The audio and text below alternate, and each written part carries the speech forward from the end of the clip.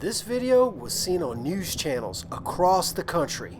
That boat the man was thrown from continued to do circles in the water at full speed, causing a dangerous situation for everyone involved. It's going tight.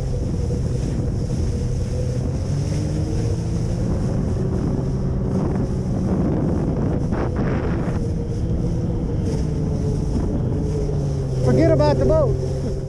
News channels ran this video all over the United States. What they used it for was bringing awareness to this little red lanyard, this safety switch. I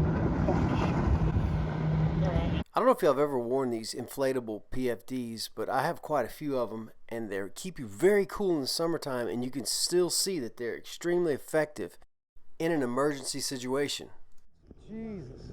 How'd you fall out? My drink fell off the counter.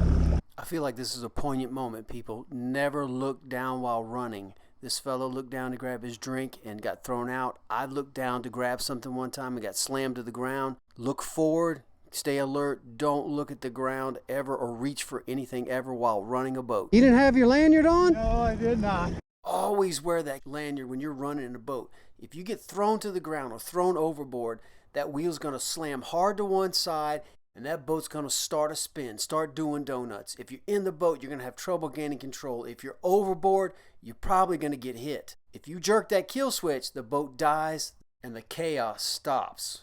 Unlike today, we still have a dangerous situation here. I'm hoping it'll kill itself when it hits in the sand. You know, I just called 911. It put me to a local dispatch. She knew exactly where I was, and she sent somebody immediately.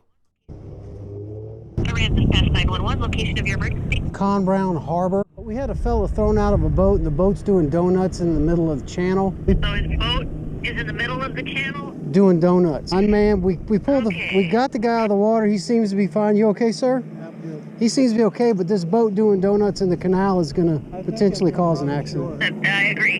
I was just trying to get him secured as quickly as possible and get out of way of that boat. I just really was watching it like a hawk to see which way the steering wheel was going because I was anticipating it, like you said, breaking loose. And if it broke loose and started coming back, I want to make sure we could get the heck out of there. Right ahead. Threw you out when you went to grab your coffee or what? Well, yeah, like you said, when I leaned over, I must have pulled the handle a little bit, and it might have hit the sand over here and did it the first, flipped me out.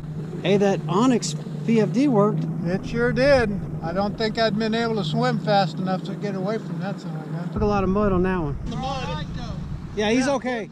We talked to Mr. Gerald several days after this event. He's fine, and we're grateful. I've been asked, why risk it to save the boat? The only reason I did that is I felt comfortable that if it lodged itself, we could safely pull off getting it shut down.